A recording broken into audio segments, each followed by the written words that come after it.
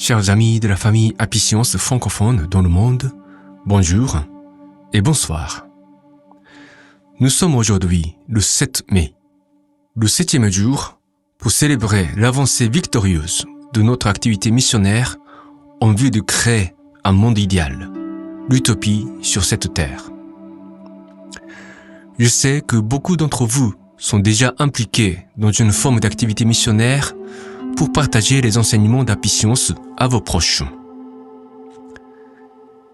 J'aimerais féliciter chacun pour ses efforts visibles et invisibles qui n'échapperont jamais le Seigneur et ses anges au ciel.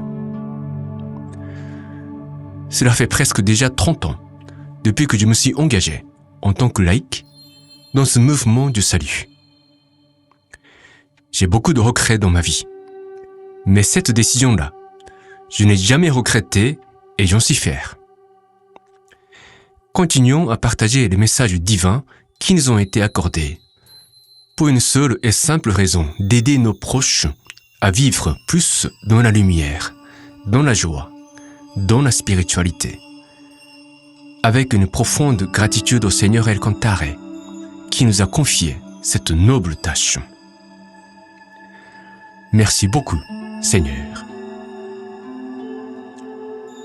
Aujourd'hui, j'aimerais partager avec vous l'extrait d'une interview que j'ai réalisée avec un des disciples les plus engagés de Apicience France. Il s'appelle Raymond Haute, qui vit à Bordeaux avec Koumi, son épouse et mon ancien collègue dans notre centre parisien. Dans la vidéo, je n'ai pu utiliser qu'une petite partie de l'interview. Mais comme Raymond a dit des choses très profondes et lucides, je lui ai demandé l'autorisation d'utiliser la séquence dans mon émission. Et il m'a tout de suite dit OK. Merci beaucoup Raymond. Je vais partager d'abord une parole du Seigneur qui est la suivante.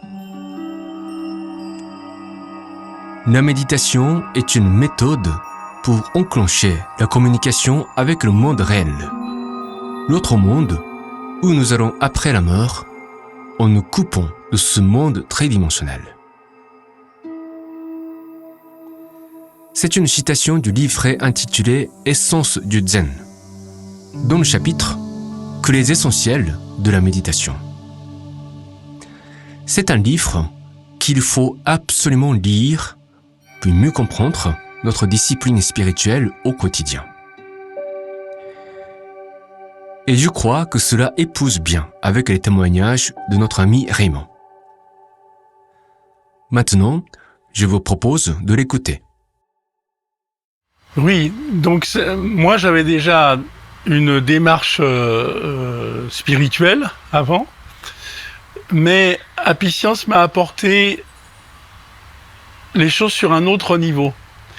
Et donc j'ai compris par exemple le sens du pardon inconditionnel. C'est-à-dire le sens du pardon inconditionnel, c'est le sens de l'amour qui dépasse les contingences terrestres. Ma vision de la vie, elle était déjà bien claire dès le départ. Donc c'était la recherche de la liberté, de l'amour et de l'éveil. Et donc j'ai trouvé dans les enseignements de Maître Okawa les conditions avec lesquelles on pouvait aboutir à ce résultat. Bien que ce résultat soit aussi le chemin, c'est-à-dire le travail quotidien, les prières, la méditation nous apportent à tenir la distance malgré les difficultés qu'offre cette troisième dimension qui est quand même, il faut bien l'avouer, pas facile. Voilà. Ça nous amène à pouvoir dépasser les difficultés que l'on traverse avec plus de calme et de sérénité. Alors la prière, il y a deux raisons. La première, c'est une reliaison à El Cantare, c'est-à-dire on se relie à l'être suprême, donc au travers de Maître Okawa évidemment. Et la deuxième raison, c'est que ça permet de débloquer des blocages en nous qui nous empêchent d'avancer sur le plan spirituel. Mais je dirais la prière et la méditation. Parce que tous les matins, je fais une méditation qui dure entre 15 minutes et une demi-heure. Et donc, faut bien reconnaître que des fois, je m'endors. La méditation, ça me permet d'aller très profond en moi-même et de pouvoir comprendre que je suis une âme qui habite un corps. Et donc l'importance qu'on attache au corps et au mental, ça doit être relatif. Et donc il faut attacher plus d'importance à l'âme et à son développement. Enfin, son développement, c'est un grand mot, c'est plutôt les expériences qui sont proposées. Et donc réussir les expériences qui sont proposées, même si elles sont difficiles. Et donc utiliser le corps comme un outil et l'entretenir comme on entretiendrait un outil.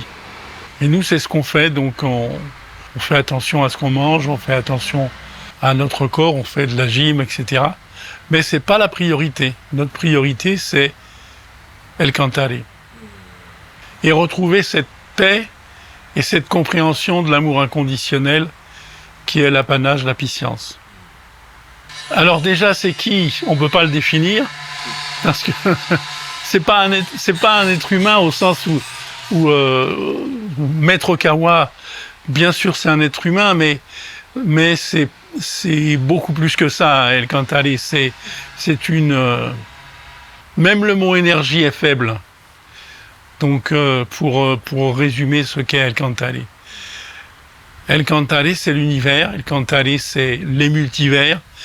El Cantare, c'est tout ce qui crée et tout ce qui est créé dans cet univers et dans les autres. Et donc, par une chose fondamentale qui relie toute chose, c'est l'amour inconditionnel. Et la conscience universelle dans laquelle nous baignons. Et nous participons à la vie d'El Cantare. C'est-à-dire, nous ne sommes pas des êtres humains d'un côté et El Cantare de l'autre. Non, il y a des êtres humains à l'intérieur même d'El Cantare, c'est-à-dire dans sa conscience. Parce que notre conscience, c'est juste une partie de la conscience d'El Cantare. Voilà, et notre travail, c'est justement de retrouver le chemin qui nous permette de fusionner avec la conscience d'El Cantare. C'est-à-dire d'enlever les barrières qui nous perturbent. Et il y en a. Ce monde a été fait pour nous, pour des barrières que nous devons traverser, même si c'est difficile quelquefois. Voilà la première partie de mon interview avec Raymond.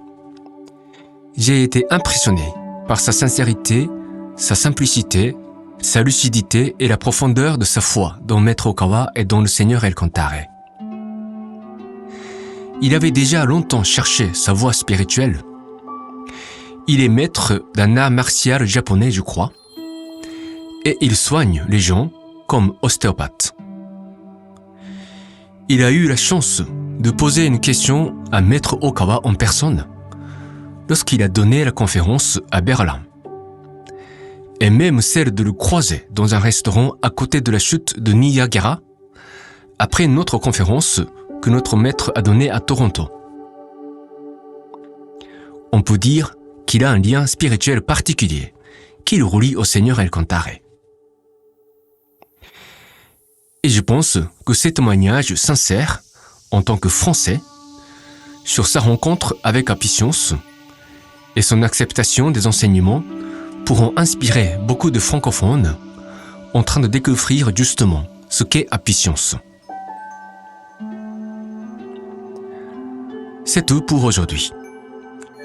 J'aimerais si possible partager avec vous des interviews que j'ai réalisées avec d'autres membres francophones aussi, si on me le permet. Parce que c'est un des objectifs de mon émission radio. Créer le lien entre tous les membres d'Apicience dans le monde. Chers amis, portez-vous bien et soyez heureux. À très bientôt.